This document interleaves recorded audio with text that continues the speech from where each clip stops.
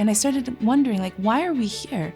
What is life all about? How could this happen to such a beautiful, innocent little 3-year-old angelic child who never did anything to harm even like a bug in his life? Like, why would God be punishing him?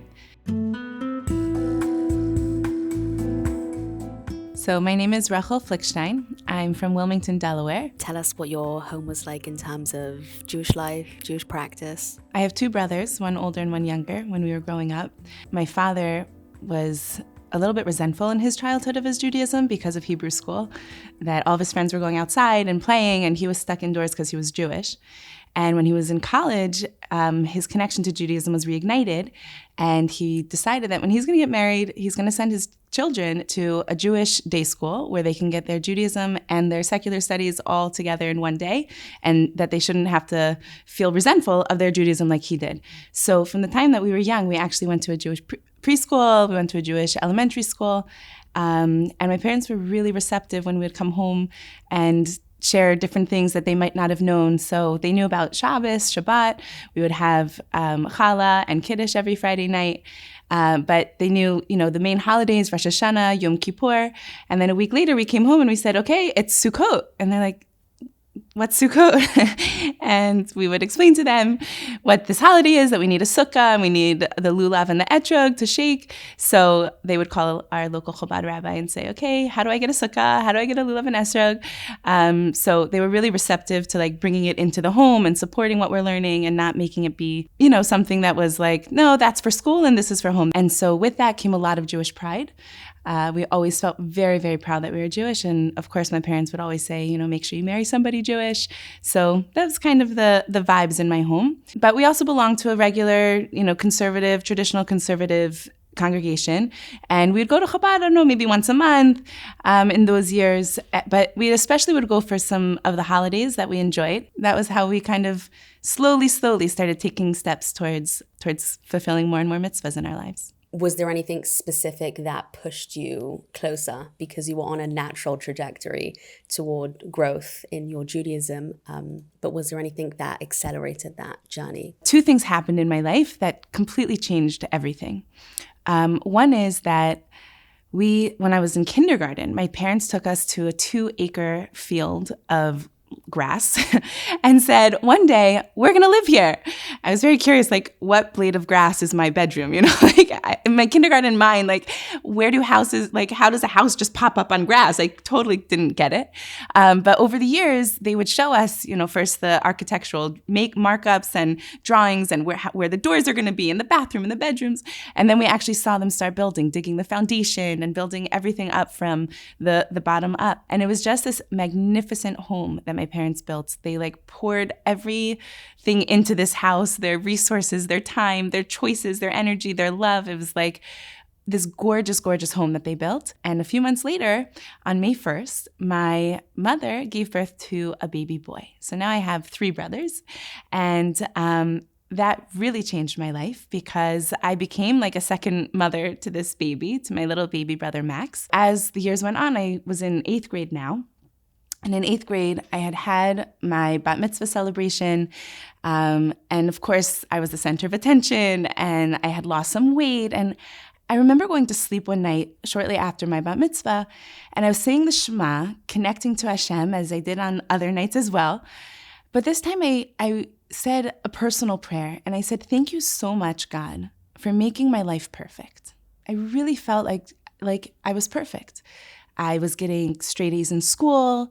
I was proud of my figure at this point. I was dancing and I was getting up in the higher levels of dance classes. So I was really proud about that. I was popular. I had a lot of friends. I had a beautiful baby brother that was so special. I had my beautiful home and just everything just felt so right. And I also felt like I'm growing still in my Judaism, which was giving that little purpose point. And I just thanked God that my life was perfect. A few months later, we had a long weekend from school. I guess we had Friday off. So my parents for some reason, agreed to let me have my whole grade over for a party on Thursday night. In the house that I lived in, this gorgeous home, we had 3 stories, and the basement floor itself had like a movie theater room, a game room. It had a pool table. We had the air hockey game, ping pong table. There was another living room with the Game Boy, and we had like an exercise room. We were hanging out like in this massive space downstairs. And of course, who was the center of attention was my little brother, Max. So my friends were, of course, like so excited to be playing with him. And one of my friends came over and decided to spin him around. So he picked him up, spun him around, and he put him back down. And Max is like, woo, dizzy, and everyone's laughing. It was so cute. He picks him up again. He does it again. And again, everyone's laughing. It was so adorable. He did it a 3rd time. And this time when he put my brother down, something was a little weird. He was not focusing his eyes, and he was like a little bit slanted off to his left side. And I thought maybe he was just too dizzy, like we overdid it. But he was saying he was busy, which meant dizzy. And he looked off. I don't know, something was weird. He wasn't like coming back to himself. So I picked him up. I brought him upstairs to my mother, and I told her what happened. We were spinning him around, and he's like not making eye contact. I don't know. But I'm going to go back and hang out with my friends more. So I went back downstairs, and about an hour later, it was time for everyone to start getting picked up. So we come upstairs, and standing there was my mom's best friend, Rochel. So I was like, I don't have any friends that like her kids' age. So I said, what are you doing here? So she said, oh, well, I came to watch you guys because your mom actually took Max to the hospital. She just wanted to make sure everything was fine. I'm sure it is. She'll be back soon. But I just came to be, to supervise while she was out.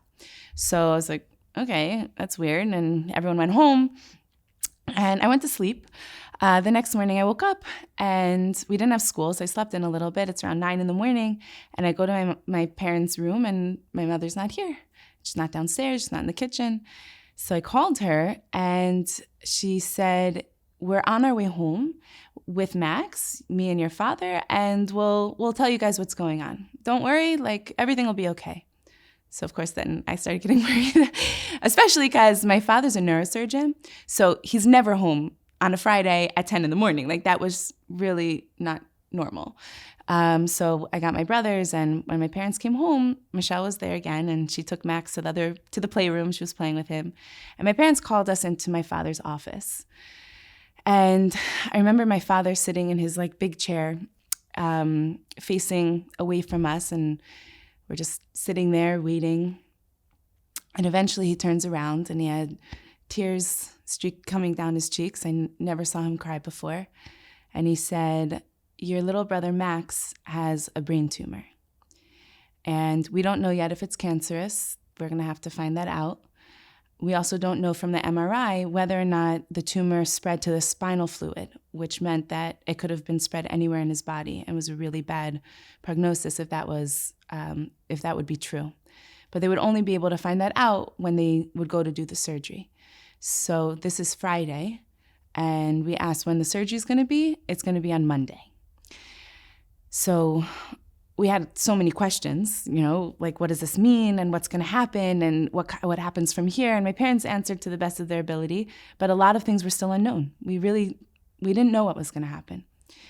So that Friday night, we're sitting around our Shabbos table, and I remember my little brother Max, he's almost 4, he's 3, standing on his chair and singing in his beautiful little childish voice, the Shalom Aleichem, and that I had to turn around like every 30 seconds to cry.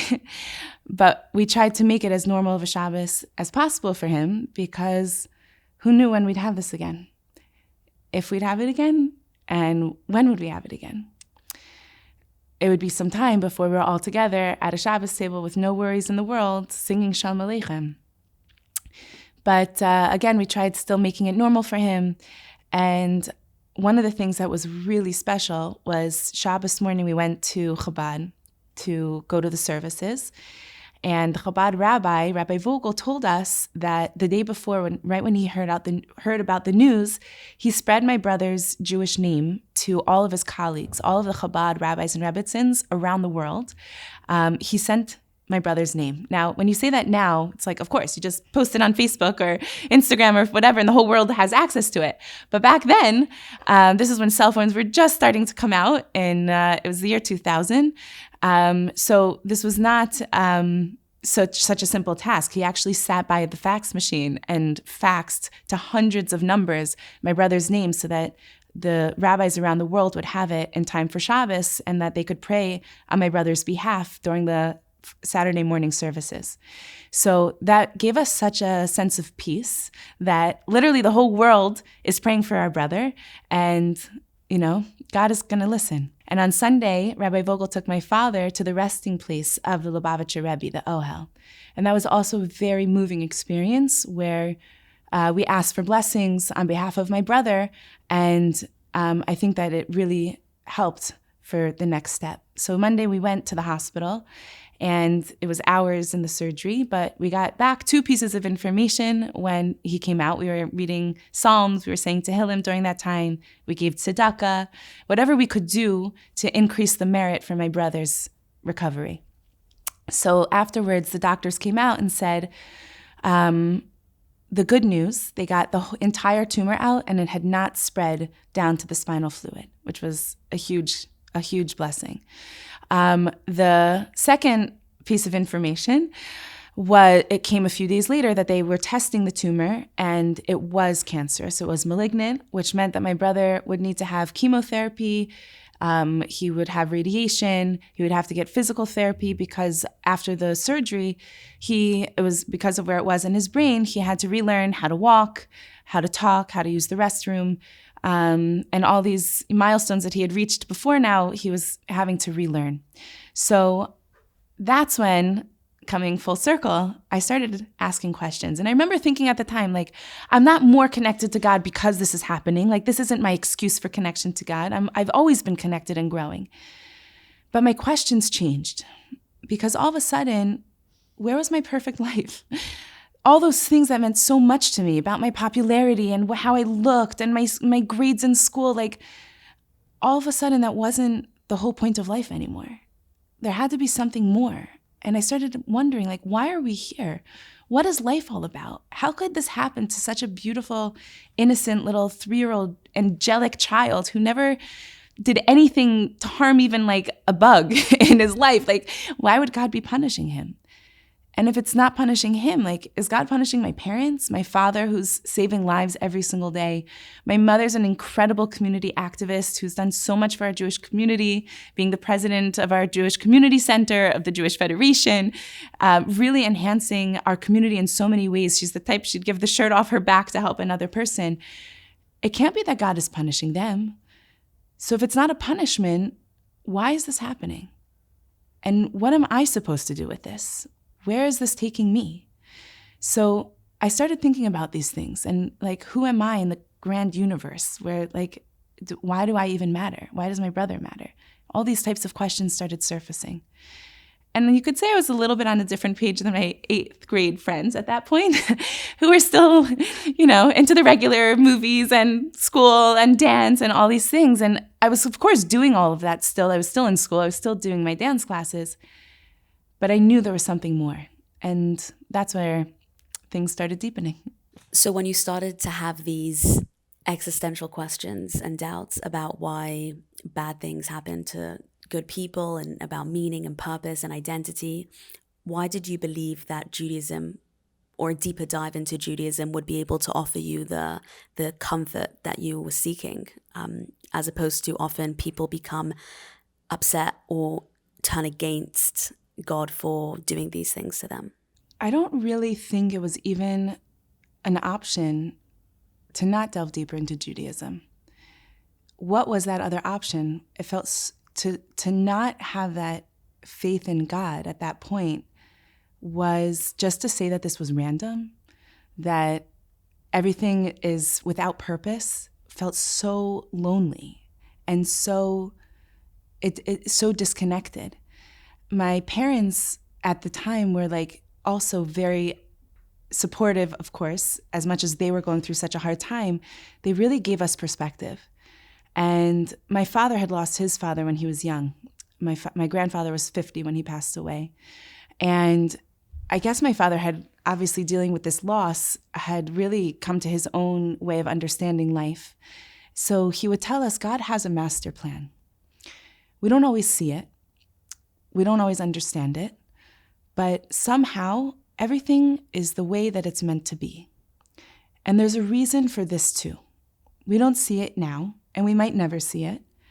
But know that God actually is the one orchestrating all of this and making sure that somehow there's a reason behind it. And just knowing that there was a reason, even if in our eyes at the time, we couldn't fathom how in the world is this a good thing. It was like the worst thing in the world. But just knowing that this is part of a much bigger picture gave such comfort, and we felt so supported knowing that God is with us in this. And I can't even imagine the fear that I would have had if I would have pushed God out. Knowing that there's a purpose to it meant that everything is the way it's supposed to be, was like, at least I could feel peace within knowing that. Whereas if God wasn't in the picture and everything was random, it's so scary because what's going to happen? And there is no picture. It's like, what are we here for? Those are my questions. Is there a greater picture? Like, why is this happening? I knew there was a why. I just wanted to get to what is the why? What is that purpose? Because to not have the why, just to say everything is for nothing, then what is life all about? And I guess that was my question. And so I wanted to find the answer.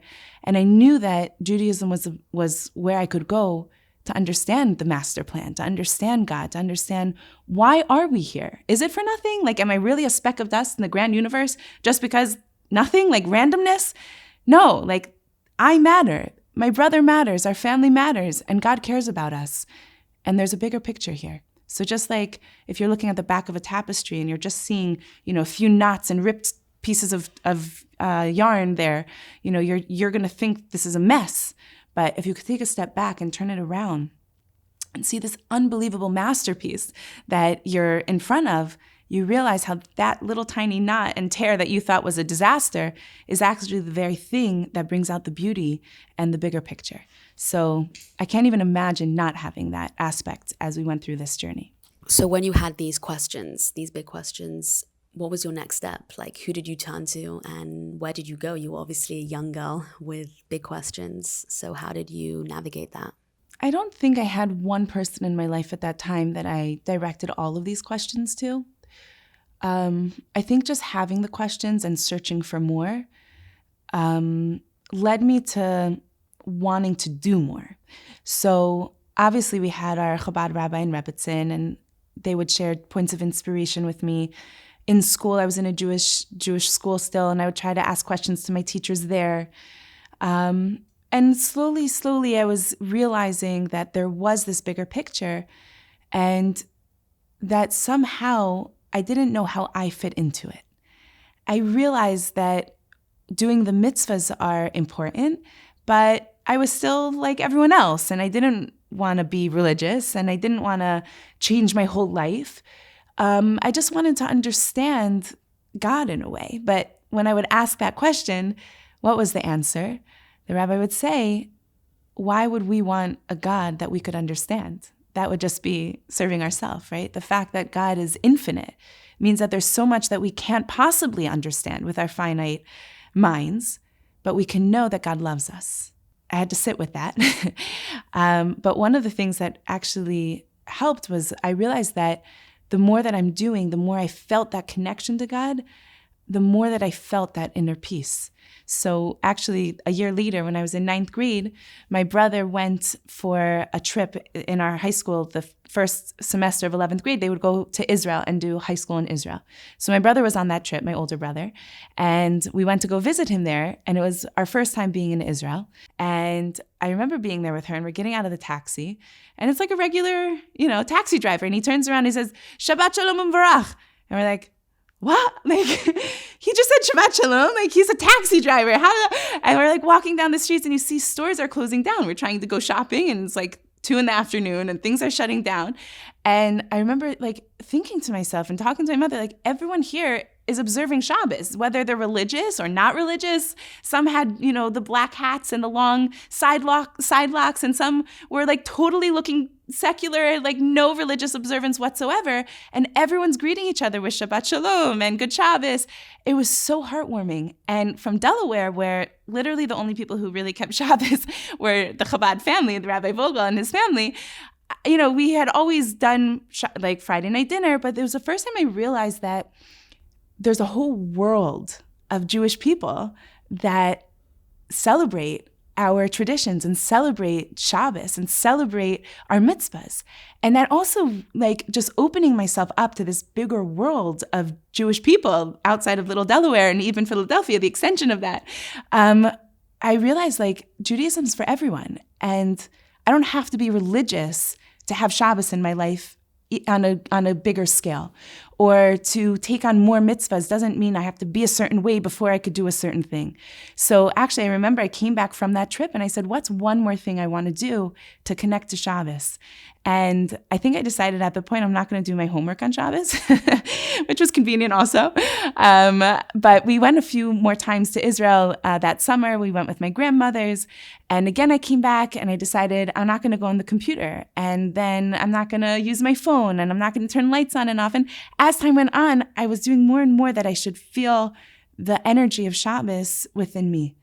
And by the time I was in 11th grade, the only thing that I was doing on Shabbos was that we lived 7 miles away from Chabad, which was now the synagogue that we had started frequenting much more often after my brother's sickness and trying to search for more meaning. We kind of gravitated to the Chabad house more. And the only thing that I couldn't do would be to walk there on Shabbos because it was so far away from this magnificent home that my parents built. So instead, I would drive and come back home. That was the only thing. Everything else, I was actually at a point where I was keeping Shabbos. And in 11th grade, it was my turn now to go to Israel. So I went with my class. And of course, in Israel, you can have Shabbos 100%. There's synagogues like every street corner over there where we were. So easy to completely keep Shabbos. And I came back home in January and I couldn't go back to driving again. Once I had the taste of it, I couldn't go back and start again driving. So I decided, okay, I'll stay home for now on Shabbos. And once in a while, when there's a special occasion, I'll walk the 7 miles, as a special, occasion. So a few times we did that. One of my parents would walk one way with me and the other one would walk the other way. Especially we lived in the back roads, so like windy roads and no sidewalks, wasn't the safest thing. So one of them would come with me. And otherwise I would pray at home on Shabbos. That summer, my older brother came home. He was in a gap year program in Israel. That summer, that year, he went to a yeshiva. So when he came home, he was also now observant of Shabbos entirely. So now there were 2 of us doing that. And he also, we were both fine. We didn't want to impress anything on my parents, on my family, let them go at their own pace and be in their own journey. We weren't here to tell anyone else what to do. Just for us personally, this is where we were holding. So at a certain point in the beginning of the summer, it was Shabbos. And my father went to my little brother, to Max, and he's like, okay, come on, we're going to be late for shul. We have to go, get into the car. And Max at this point was 7 years old.